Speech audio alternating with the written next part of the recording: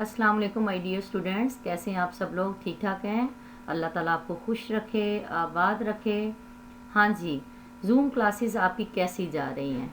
यकीनन अब आपकी लाइफ में मसरूफियत थोड़ी ज़्यादा हो गई होगी। अच्छा है मेरा बेटा, जो चीज़ जो वक्त जो है वो अच्छे तरीके से गुजर जाए।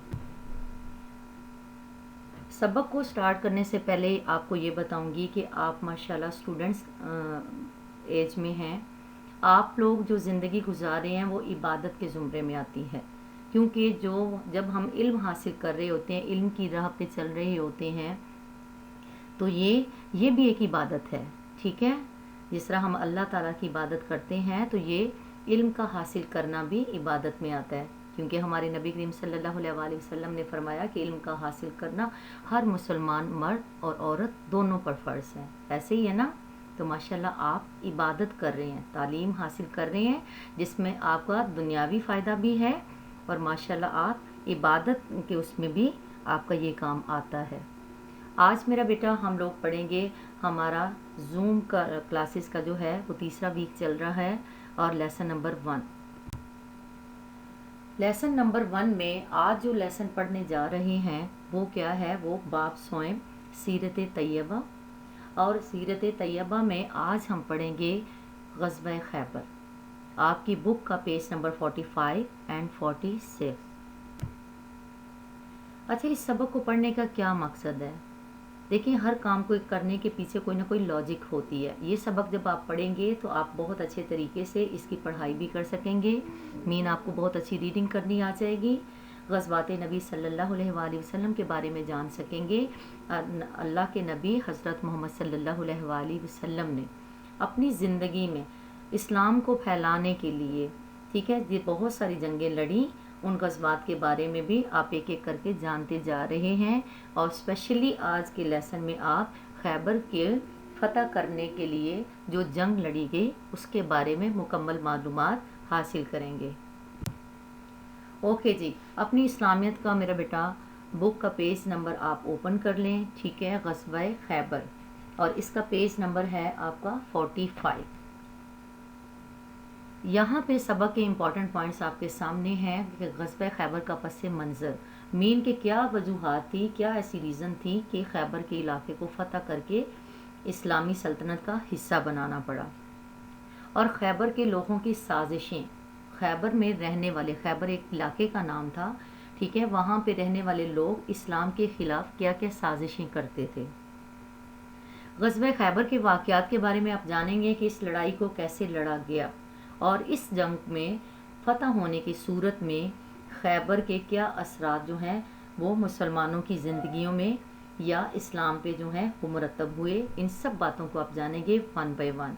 तो चले मेरा बेटा शुरू करते हैं, और लेसन को पूरी तवज्जो के साथ आपने सुनना भी है, समझना भी है, और आखिर में इंशाल्लाह हम डिस्कशन भी करेंगे, जिसमें आप इन बातों के आंसर्स भी मुझे देंगे इंशाल्लाह। ग़ज़वा खैबर का पस मंज़र बताने से पहले मैं आपको बता दूं कि खैबर का इलाका था कैसा।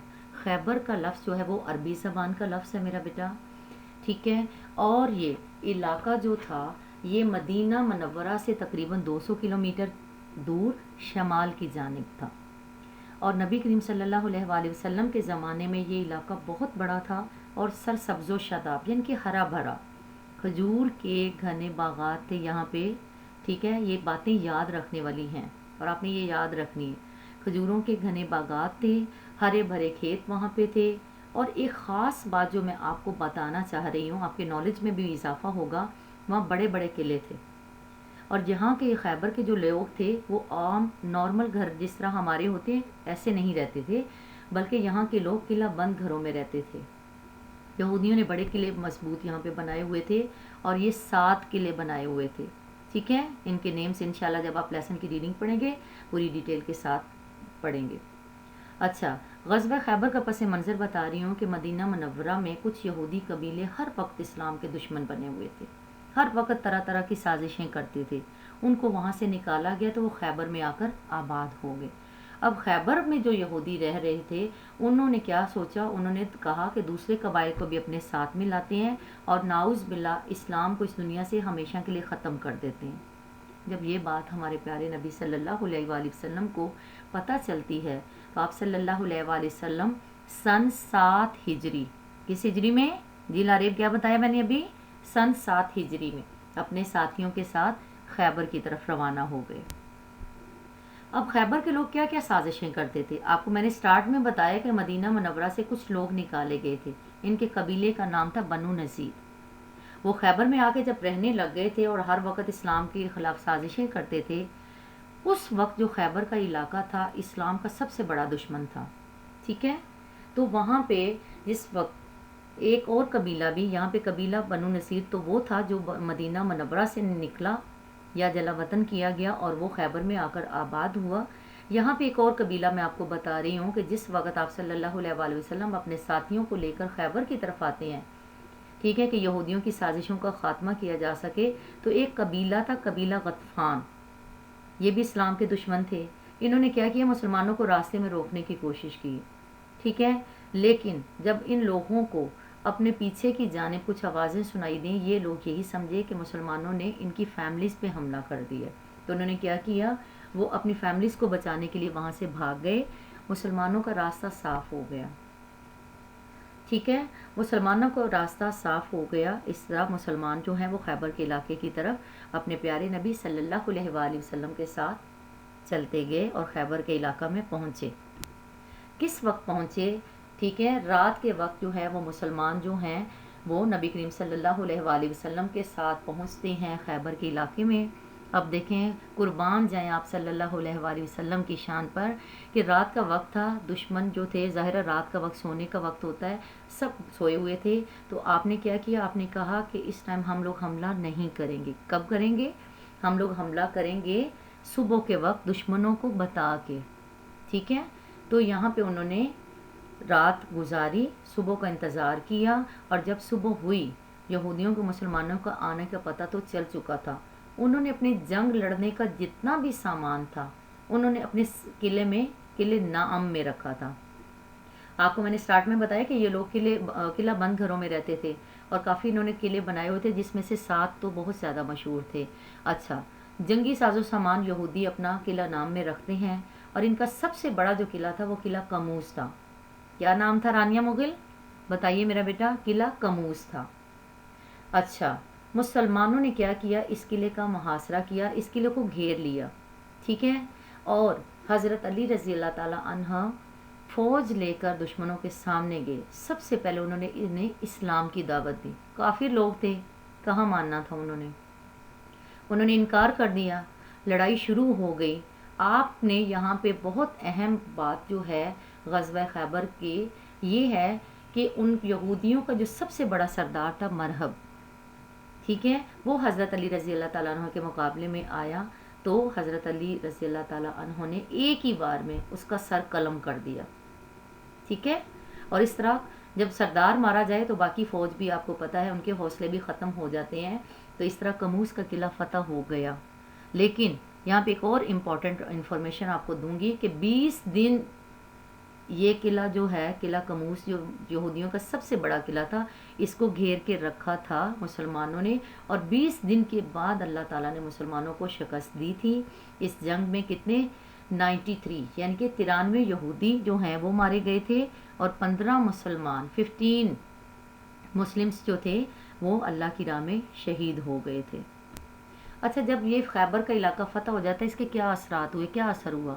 اس کے بیٹے بہت امپورٹنٹ پوائنٹس ہیں یہ کہ یہودیوں کی سازشیں ختم ہو گئیں، خیبر کا علاقہ جو تھا وہ اسلامی سلطنت کا حصہ بن گیا، مین مسلمانوں کے حصے میں آ گیا۔ مسلمانوں کو اس غزوہ میں بہت سا مال غنیمت بھی ملا۔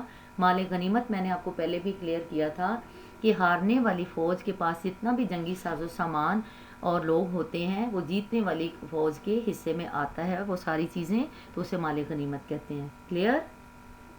اور جس وقت خیبر کا علاقہ فتح ہو گیا تو اسے اگلے سال بھی مکہ بھی فتح ہو گیا تھا، ٹھیک ہے میرا بیٹا۔ مجھے امید ہے کہ آپ لوگوں نے لیسن کو بہت توجہ کے ساتھ سنا ہوگا، سمجھا ہوگا۔ پھر بھی اگر کوئی پرابلم ہے تو آپ میرا بیٹا مجھ سے پوچھ سکتے ہیں۔ اب آپ لوگوں نے کیا کرنا ہے، آپ لوگوں نے اس لیسن کو آبجیکٹیو آپ کے سامنے، آپ نے ان MCQs کو سولو کرنا ہے، ہر اسٹیٹمنٹ کی 4 آپشنز اور صحیح آپشن کے ساتھ ایک سرکل، اس سرکل کو آپ نے فل کرنا ہے اپنی بلو پینسل کی مدد سے. یہاں پہ کچھ MCQs ہیں اور ساتھ ہی کوسچن آنسرس بھی ہیں. ٹھیک ہے میرا بیٹا. اب آگے آ جاتے ہیں. جب آپ لیسن کو پڑھ لیں گے, آپ لیسن کو آبجیکٹیو کر لیں گے, پھر آپ ڈے 1 پہ کیا کام کریں گے, آپ ڈے 1 پہ کاپی ورک بھی تھوڑا سا کریں گے. اسی لیسن کے املا کے الفاظ آپ اپنی اسلامیت کاپی پہ لکھیں گے جو سامنے آپ کے ہیں. ایک یہ آپ کے پاس ہیں 16 ورڈز اور یہ ورڈز ہیں ٹوٹل 32 ورڈز 1 پیراگراف. یہ آپ لکھیں گے اسلامیت کی کاپی پہ آج ہی خوش خطی کے ساتھ اور نفاست کے ساتھ. اچھا جی, اب آ جاتے ہیں کوسچن آنسرس پہ. میرا بیٹا آپ کی سہولت کے لیے ہم لوگوں نے یہ کیا ہے کہ اس کے جو شارٹ کوسچنز ہیں, ٹھیک ہے, ان میں کوسچن 1 سے لے کے کوسچن 4 ہیں. آپ نے یا تو سارے ہی کرنے ہیں, لیکن آپ نے ریٹرن کتنے کرنے ہیں وہ ابھی میں آپ کو کلیئر بتا دوں. آپ چیک کرتے جائیں. سوال نمبر 1, سوال نمبر 2, سوال نمبر 3, سوال نمبر 4. یہ آپ کے شارٹ کوسچنز جو آپ نے یاد سارے کرنے ہیں. لکھنے کتنے ہیں وہ میں ابھی آپ کو بتاؤں گی. یہ آپ کے لانگ کوسچن سوال نمبر 1 اور سوال نمبر 2. لانگ میں آپ نے دونوں کوسچنز کرنے ہیں اور شارٹ میں آپ نے کرنے ہیں. سبق کی آپ نے سب سے پہلے پڑھائی کر لی, پھر آپ نے اس کا بک کا کام کمپلیٹ کیا اور پھر اس کے املا کے الفاظ پیراگراف کو آپ نے اسلامیت کی کاپی پہ بیٹے خوش خط بھی لکھ لینا ہے. اور اسی املا کے الفاظ کی تیاری پیراگراف کی بھی آپ ریڈ رجسٹر پر کریں گے تاکہ نیکسٹ ٹائم جب آپ کا املا کا ٹیسٹ ہو تو آپ کو کوئی مشکل نہ ہو. یہ آپ کا کام تھا ڈے 1 کا. ڈے 1 اس وجہ سے میرا بیٹا میں کہہ رہی ہوں کہ آپ لوگوں کے اسکول میں بھی 2 لیکچرز ہوتے تھے. اسی طرح زوم پہ بے شک آپ کا لیکچر ایک ہے, لیکن آپ کا کام 2 حصوں میں ڈیوائڈ کیا گیا ہے بالکل اسکول پیٹرن کے مطابق. آپ جب ڈے 1 پہ یہ کام کر کے ختم ہو گئے, نمبر 1, نمبر 2, نمبر 3 تینوں, اس کے بعد نمبر 4 اور نمبر 5 آپ کب کریں گے, آپ اسے سیکنڈ ڈے پہ کریں گے. ٹھیک ہے میرا بیٹا, سمجھ آ گئی سب کو؟ جی مومنہ, میں صحیح بتا رہی ہوں؟ سمجھ آ گئی ہے؟ لیسن کی بھی سمجھ آ گئی ہے؟ شاباش میرا بیٹا. اوکے میرا بیٹا, جس طرح آپ لوگوں نے مجھے رسپانس کیا مجھے بہت اچھا لگا. مجھے پتہ چلا آپ کو لیسن کی کتنی سمجھ آئی ہے.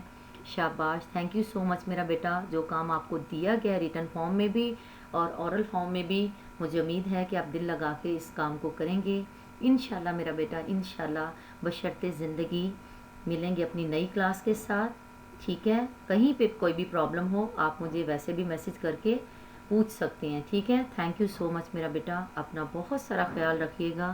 Thank you very much. اللہ حافظ.